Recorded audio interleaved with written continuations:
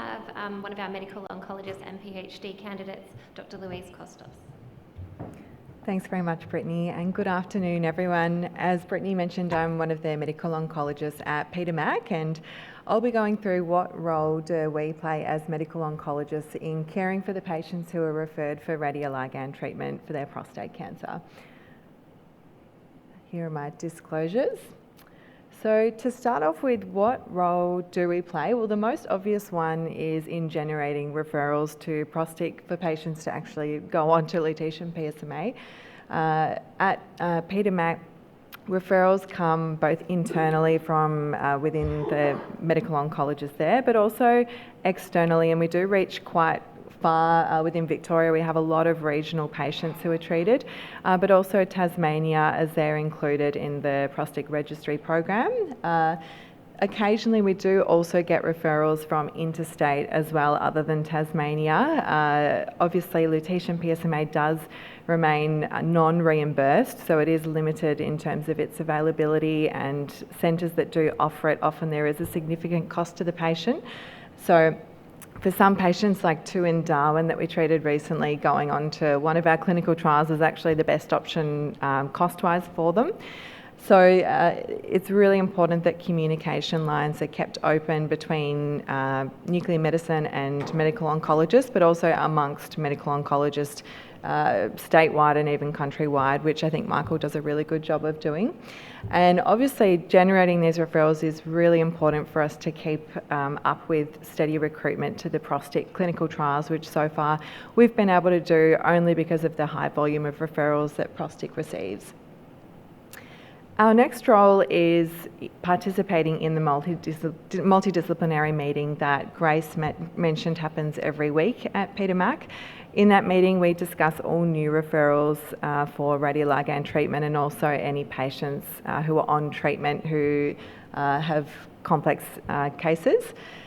So the role of the oncologist ideally is to present your patient if you've referred them for treatment. That isn't always possible, particularly for external referrers, but I think if the oncologist is available to do that, it really does provide an additional clinical lens that isn't always available when they come in just for their nuclear medicine consult to discuss the treatment.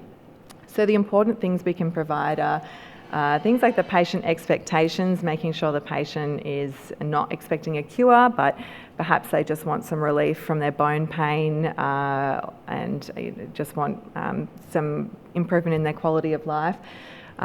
We can give information on their performance status and also what their other treatment options are, and are there any concerns that would preclude other treatments, for example like a peripheral neuropathy or significant cytopenias, which would then impact how we sequence their treatment.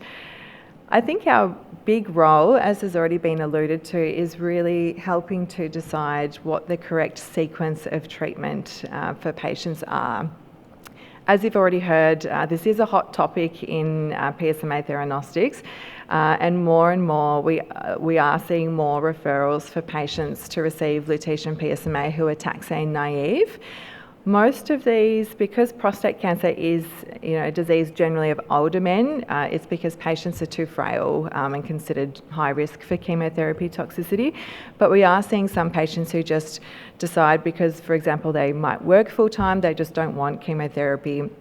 And we need to work out if giving them lutetium PSMA as the next step is the right option for them.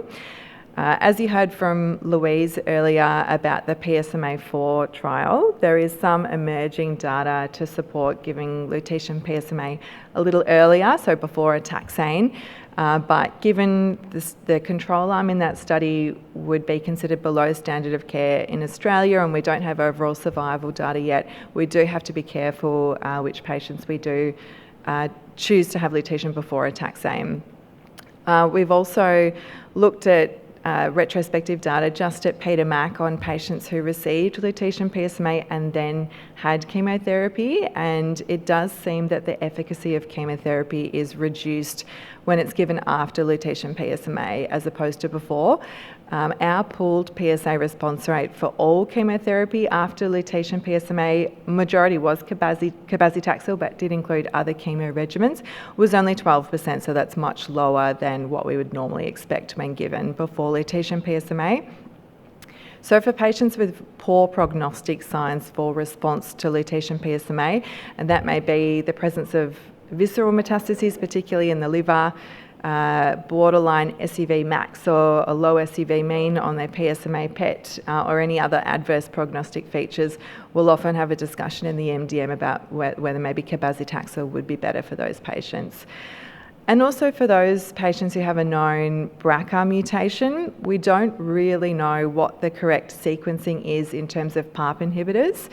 We know from the Triton-3 trial, which was evaluating the PARP inhibitor rucaparib in metastatic castration-resistant prostate cancer patients. This trial didn't include lutetium PSMA, but they found that patients who had a BRCA mutation benefited more from rucaparib as their next option after a novel hormonal agent rather than having docetaxel next. And this was because we know BRCA mutated patients generally have more aggressive prostate cancer, and many did not actually go on to receive a next treatment because they deteriorated clinically. So it is important we think about giving PARP inhibitors for these patients before lutetium if it's appropriate. Sometimes as well, if there's a solitary lesion or less than 5 even, there may be a discussion about the role of stereotactic radiotherapy and reserving lutetium PSMA for a more substantial disease burden down the track. I think our biggest role at the moment though is assessing patients as whether they're suitable for a clinical trial, and if so, then seeing them from a clinical trial point of view. As Arun and others have already mentioned earlier today, we do have a number of trials running through ProstIC, and sometimes based on biological factors, a trial is recommended. Also, if patients are from interstate, as I said, financially it's actually better for them to try and go on to a trial because then they don't have to self-fund their treatment or imaging. So what do we look for when assessing whether someone's suitable for a trial? The first thing is social and logistical challenges. So as we do get a lot of referrals from regional Victoria, we do have to assess whether it's feasible for them to come to Peter Mac sometimes multiple times a week at the start of a trial. Can they cope with the burden of appointments, and are they able to comply with the schedule, which is fixed when it comes to a clinical trial? We also assess their ECOG performance status. We look at their bloods and make sure there's no cytopenias or issues that will cause dose delays or require a dose reduction potentially, which will impact the outcomes in a clinical trial. And also assess whether the patient is agreeable to additional tests that are sometimes needed in a trial, like bone biopsies, for example.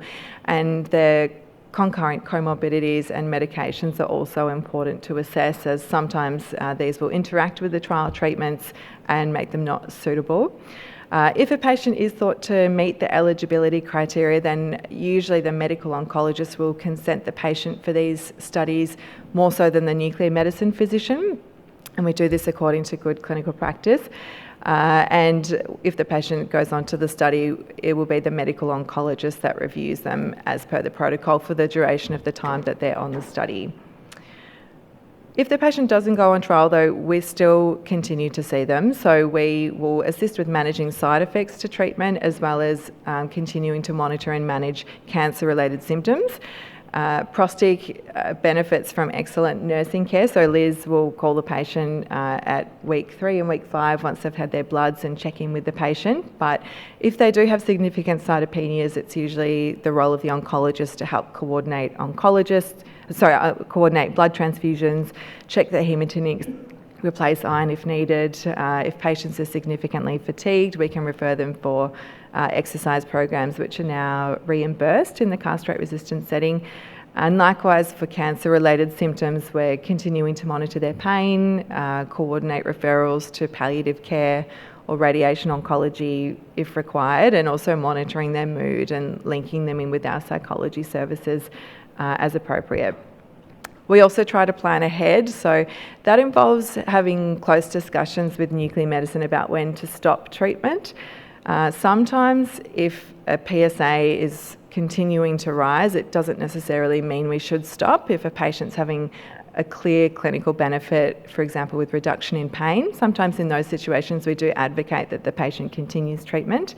But we also, in the background, try and plan for the next step. So making sure things like BRCA testing have been performed and we're planning for what their next treatment will be, if any, and also having ongoing discussions about advanced care planning. And we're also always available to distract the nuke meds for caffeine breaks.